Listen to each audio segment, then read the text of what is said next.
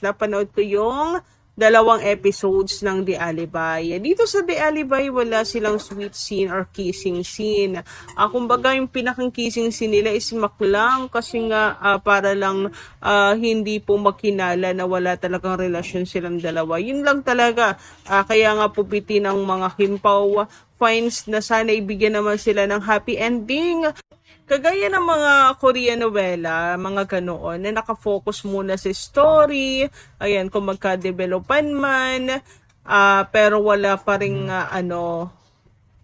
mga kissing scenes or sweet scenes. Basta pagdating sa naman sa ending ay bawing-bawi, 'di ba? Anyway, ayun na nga.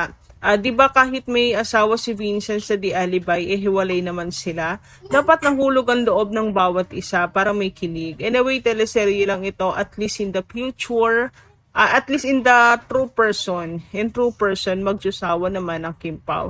God bless Gandara and Kimpaw. Merry Christmas to all of you, Kimpaw and Gandara. Thank you so much, Ma'am Helenita Catalasan. About sa sinabi niyo naman na sanay na loob ang loob, ay pinakita naman po sa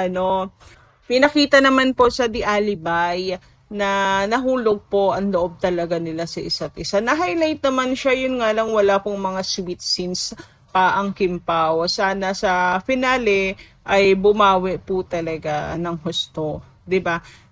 Na naman po nabigyan nila ng justice yung suspense romance. Nagkain laban lang pero parang romance. Parang hindi pa. Sana bumawi po talaga sila sa ending. Yun lang po yung masasabi natin. Anyway, dumako naman tayo dito sa comment ni Ma'am Rosemary Jano. Sabi niya dito, anong connection sa pagsosolo at sa mamamatay sa ending? Ibang story ang Alibi. Kung mamamatay si Paulo sa ending at sad ang ending, it doesn't mean mawawala ang love team nila. What's the connection? Patuloy pa rin love team nila. Gagawa naman ng ibang story. Kahit gusto pa ng fans ang Kimpaw, pero any of them ayaw na, wala din namang magagawa ang fans at management like Katniel, Isken, Chadin nung naghiwalay sa personal na buhay. Nawala na rin yung love team. Sana walang magkasawaan sa dalawa para piliin pa rin nila ang isa't isa. Sabi pa sa kanta nila, ikaw ang pipiliin. Ikaw ang pipiliin ko. So, ayan. Nako, sana nga, yan yung, ganda ng punto nyo dito, Ma'am Rosemary Jano, na sana, hindi po talaga magkasawaan ang Kimpaw, diba? At parati po nilang piliin ang isa't isa. Kasi ito nga yung nangyari, sa Katniel, Isken, JD, yung mga dati pong love team, na sila mismo na ang ayaw na eh. Sila na mismo yung umayaw. Kaya ano pang magagawa, diba? Ng management at ng mga fans, kung sila mismo ayaw na kasi nga naghiwalay. Anyway, about naman sa ang connection sa pagsosolo ay kasi po may connection kasi ang punto nung iba kapag pinatay na yung character, ibig sabihin tinatapos na yung love team. Kumbaga ay hindi na ipagpapatuloy. May example dito yung kay Miguel, yung kay Bianca and Miguel, tapos yung Gabru, kay Gabi and Ruru Madrid. Ang nangyari kasi sa Gabru is pinatay yung character ng isa doon sa palabas nilang, yung sa may aso. Basta yung sa may aso yun. Pinatay yung isa sa character kasi tapos na yung love team nila. Tinapos na talaga. Kahit hindi pa tapos yung story pinatay na talaga, winala na. Tapos doon sa Encantadia before, na dapat Alena at Ibaro pa rin sa dulo, pero mas pinush yung kay Kylie or Amihan. Tapos dito naman sa Bigel, sa Haya ang last project nila, pero wala, inend na rin talaga nila yung story. Parang kasi nga tinapos na yung love team, parang gano'n. So may connection din naman daw po yun.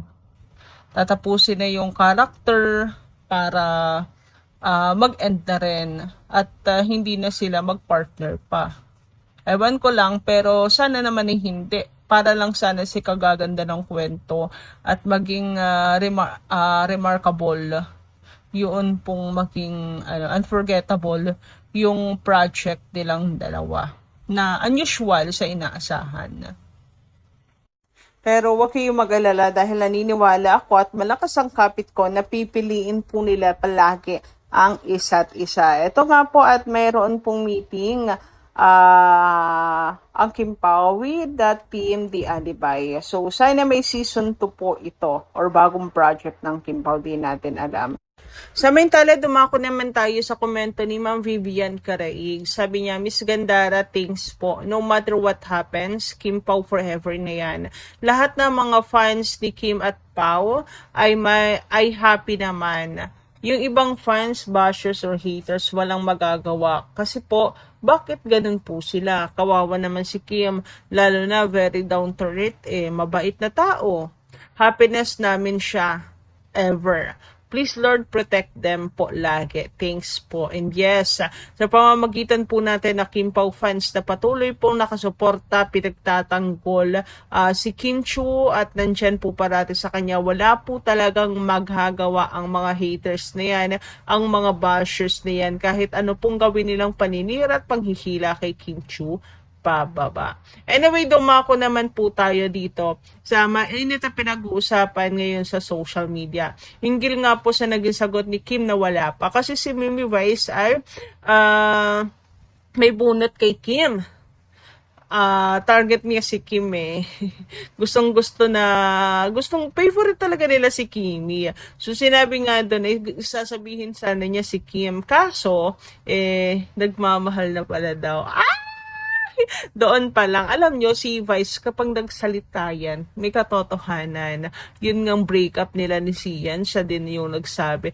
At kapag ka narinig po, kapag ka talagang si Vice nagsalita, ay 98% true. So, alam niya, may alam siya na nagmamahal na talaga si Kim. Kaya niya yun nasabi. Pero si Kim, sabi niya wala pa. So, pinagkakaguluhan ito ngayon ng mga fans. Yung iba, binabash si Kimi na kesyo, bakit ganon? Yung kanyang mga sagot, nakikita naman sa kanilang galaw na ganito ganyan. Meron nga nagsabi dito, sabi, bashing Kim cause she likes peace post on IG and tags him on X, then says wala pa. Ayan, nagagalit daw kay Kim kasi nga nilalike niya yung mga post ni Kim, nilalike niya yung mga post ni Paolo sa IG, tinatag siya sa X, pero sasabihin wala pa. When insinuated na nagmamahal na siya, is just absorb. Number 1, liking and tagging doesn't mean she is his GF. Number 2, why would she allow herself to be forced to admit anything on a show? Ayan ang question. Bakit nga ba kinakailangan pilitin or sapilitan talaga ang pagpapaamin kay Kim para lang sa show? And ayun nga, sabi naman dito, hindi naman daw po porke nilalike, tinatag, girlfriend na siya. Yan yung sabi dito. Kaya wag niyo daw pong mababash si Kim Chu just because sinabi niyang wala pa. Ayan, palibasa kasi yung iba, laging konting kibot ay binabash nga si Kim Chu. Para bang, ang dating kasi sa mga bashers na yon ay kinakahiya ni Kim aminin na sila na ni Pao. Kitang-kita naman daw sa kanyang mga actions tulad ng pag-like araw. Yun lang yung kanilang basihan, pag-like, pag-tag. Pero alam nyo kasi, kung galawan ng Kim Pao sila na. And kung kilala nyo naman si Kim Chu, abay yan, talagang ganyan naman po ang sagutan yan. Hindi na ba kayo bago doon? So sabi nga dito, as a panatag, of course, na Kim Pao, mananatiling #team panatag kahit gumuhuman ang mundo. Haha, sa sobrang dami nating resibo since day 1, wala na sigurong kahit na anong denial from them ang makakapagpapapraning sa akin. Mas okay na wag sila umamin kaysa naman i-feed nila yung ego ng mga taong pala desisyon sa buhay. Ayan, may show more pa dito pero hindi na natin But anyway, ayun nga, #team panatag. Kasi dito, So, sinamahan ni Kim si Paolo backstage, ayan, and all. Parang binabawi na rin nga ni Kim yung kanyang sinabi na wala pa. Kasi, hindi naman niya sasamahan si Pao, hindi ba? Sa likod, kung walang sila. Kasi pwede namang nasa unahan siya. May kasama naman si Pao, hindi naman ito mau-OP. Nandun naman kaya si Bestie, Jake, hindi ba? Tapos, basta napaka-sweet nilang dalawa. And they are always together. You beside me. Talaga sila palagi of. The Alibi ay isang romantic thriller mystery series na pinagbibidahan ng Kim Pao Love Team, Kim Chiu at Paolo Avellino na eksklusibong nilabas sa Prime Video simula Nobyembre 7, 2025. Wikipedia plot: si Vincent Paulo, isang heir sa isang malakas na media empire, ay nagiging prime suspect sa isang murder case. Kinuha niya si Stella, isang entertainer escort, para magsilbing alibi niya sa kaso at doon umusbong ang komplikadong relasyon at mga sikreto. ABS-CBN Corporate, bakit mainit na pinag-uusapan 1? Mature at daring role para kay Kim Chiu.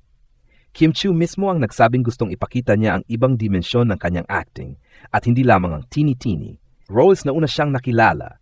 Sa The Alibi, may mas mapangahas siyang eksena kasama ang pole dancing at mas mature na character arc. Interaksyon 2, chemistry ng Kim Pao duo, dahil nauna na silang nagtambal sa iba pang projects, tulad ng Linlang, What's Wrong with Secretary Kim at My Love Will Make You Disappear, marami ang curious kung paano palalalim ang kanilang pagganap dito. At ang chemistry nila ang isa sa mga pinagtuunan ng fans. ABS-CBN Corporate 3, viral at pinag-uusapan sa social media. May mga eksena lalo na yung pole dancing scene na naging viral at pinagdebehan sa audience. Kung bakit ito ginawa at ano ang ibig ipakita ng serye tungkol sa karakter ni Kim. Philstar 4, rumors tungkol sa off-screen relationship. Bukod sa serye mismo, may rumors at chismis na nag-usap tungkol sa posibleng off-screen relationship nila o umano'y live-in rumors kahit wala silang opisyal na pahayag tungkol dito. Ito rin ay nagpalala ng ingay sa social media. Phil News, paano tinanggap ng audience? Marami ang nagpupuri sa acting at sa intensity ng storytelling na hindi tipikal na romantiko lang kundi may halong aksyon at misteryo. Reddit, marami ring nag-antay ng bagong episodes at nag-comment about sa mga twist at character development. Reddit, kung babasehan natin ang balitang ito, napaka-exciting ng bagong serye ni Kim Chiu at Paolo Avellino, The Alibi. Malinaw na maraming aspeto ang nagpapainit ng usapan. Una, ang mature at daring role ni Kim Chiu, isang bagay na nagpapakita ng kanyang versatility bilang actress at handang lumabas sa comfort zone. Pangalawa, ang chemistry nila ni Paolo na matagal nang hinahangaan ng fans, na lalo pang nagiging sentro ng diskusyon dahil sa intensity ng kanilang mga eksena. Bukod dito, natural lang na may mga rumors tungkol sa off-screen relationship nila, lalo na't kilala ang Kim Pao tandem sa matinding fanbase. Pero sa totoo lang, kahit hindi ito opisyal, ang synergy nila sa serye mismo ay sapat ng dahilan para pag-usapan at pasabugin ang excitement ng fans. Ang The Alibi mismo ay mukhang hindi lang simpleng romance.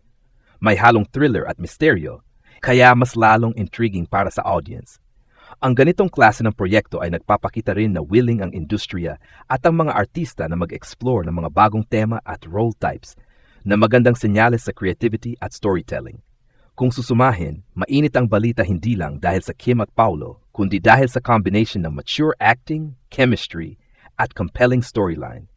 Para sa mga fans, ito talaga ang serye na dapat abangan. Nakakatuwa at sobrang exciting ang balita tungkol sa bagong serye ni Kim Chiu at Paolo Avellino, ang The Alibi.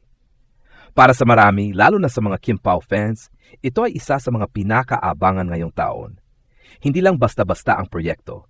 Malinaw na may halo itong romansa, misteryo at thriller, kaya nagiging mas intense at engaging para sa audience. Ang kombinasyon ng suspense at drama ay siguradong magpapanatili sa mga manonood na nakatutok sa bawat episode. Isa pang dahilan kung bakit mainit ang usapan ay ang mature at daring role ni Kim Chiu. Kilala si Kim sa kanyang versatility bilang actress at sa The Alibi, mas makikita ang kanyang kakayahan na humarap sa mga challenging roles mula sa complex emotional scenes hanggang sa mas daring na eksena gaya ng pole dancing. Ang ganitong pagbabago sa kanyang karakter ay nagpakita ng kanyang tapang at dedikasyon sa craft niya bilang artista. Hindi lang siya nag-perform, kundi pinapakita rin niya ang willingness na lumabas sa kanyang comfort zone. Hindi rin maikakaila ang chemistry nila ni Paulo Avellino. Sa nakaraan nilang mga proyekto, lagi nang kinikilala ang natural at malakas na pagtutulungan nila sa screen. Sa bagong serye, mas lalong lumalabas ang intensity ng kanilang relasyon. Kaya naman hindi nakapagtataka na pinag-uusapan ito ng fans sa social media at nagiging viral ang ilang eksena. Ang kombinasyon ng magandang acting, emotional depth, at romantic tension ay siguradong magpapatindi ng hype sa buong serye. Siyempre, kasama na rin sa usapan ang mga rumors tungkol sa kanilang off-screen relationship. Bagamat walang opisyal na pahayag mula sa dalawa, natural lang na maging curiosity ng fans ang posibleng connection nila sa totoong buhay. Ang ganitong speculation ay lalo pang nagpapainit sa social media buzz. Pero sa huli, ang tunay na focus ay ang kanilang kahusayan sa serye. Kung pagbabasehan ng mga reviews at reaction ng audience, positibo ang pagtanggap. Pinupuri ng marami ang storyline, ang depth ng characters, at ang daring choice ni Kim Chiu bilang actress. Para sa fans, ito ay hindi lang basta bagong serye. Isa itong pagkakataon na mas makita at mas ma-appreciate ang growth ng dalawang artista. Sa kabuuan, mainit ang balita hindi lamang dahil sa sikat na tambalan ni Kim at Paulo, kundi dahil sa pinagsamang mahusay na storytelling, intense acting, at masarap na chemistry. Ang The Alibi ay isa sa mga proyekto ngayong taon na siguradong higit sa inaasahan ng mga manood at tiyak na mag-iwan ng matinding impresyon hindi lamang sa Kim Pao fans kundi sa buong audience ng Philippine entertainment. Bukod sa mga nabanggit, may ilang bagay pa na pwede idagdag sa balitang ito para mas kumpleto ang larawan ng The Alibi at ng Kim Pao tandem. 1. Eksklusibong platform at availability. Ang The Alibi ay hindi lang basta palabas sa telebisyon, isa itong streaming exclusive series kaya mas accessible sa international audience. Dahil dito, mas lumalawak ang reach nila Kim at Paulo at hindi lang Pilipino ang makaka-appreciate sa kanilang chemistry at acting skills. Ito rin ay nagbibigay daan para makita ang galing nila sa mas modern at globalized na paraan ng storytelling. 2. Behind-the-scenes stories. Marami sa fans ang curious sa mga behind-the-scenes interactions ni Kim at Paulo.